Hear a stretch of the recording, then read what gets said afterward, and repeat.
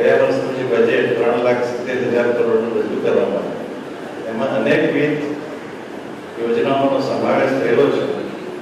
પરંતુ શરૂઆત કરીએ તો 2001માં મોદી સાહેબે જ્યારે ગુજરાતનું સુકાન સંભાળ્યું ત્યારથી એમણે ગુજરાતના વિકાસ માટે અનેકવિધ કામો કર્યા અને એટલા માટે જ 2014માં સમગ્ર દેશે મોદી સાહેબને દેશના વડાપ્રધાન તરીકે પસંદ કર્યા. તો એ પહેલા એમણે શું કર્યું હતું કે ગુજરાતનો ઔદ્યોગિક વિકાસ થાય એના માટે વિદેશી અને દેશી રોકાણકારો ગુજરાતમાં આવ્યા. આપણે ગુજરાતનો ઔદ્યોગિક વિકાસ થયો અને સાથે સાથે રોજગારી વધી.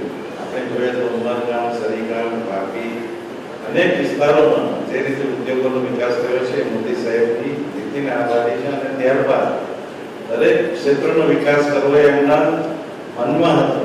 આપણો આજનો નાગરિક સારામાં સારો નાગરિક બને એના માટે એમણે વિચાર્યું કે દરેક બાળકે શાળામાં જઈને ભણવું જોઈએ અને એના માટે શાળા પ્રવેશોત્સવ કર્યો. ખેડૂતના વિકાસ માટે ખેતી મહોત્સવ અને ખાસ કરીને જ્યારે મોટું બજેટ બને છે ત્યારે એ બજેટના પૈસા અમુક વિસ્તારમાં જ વપરાઈ જાય અને એમ ન થાય એટલા માટે એમણે ખાસ કરીને વનબંધુ કલ્યાણ યોજના બનાવી અને એના લીધે આપણા ગુજરાતના જે 27 તાલુકાઓ છે એમાં વનબંધુઓ માટે સ્પેશિયલ પેકેજ આપીને સારામાં સારો વિકાસ થાય. એમાં શાળાના ઓરડા બંધાય, પછી નહેર બંધાય, રોડ બંધાય, સબસ્ટેશનો બંધાય.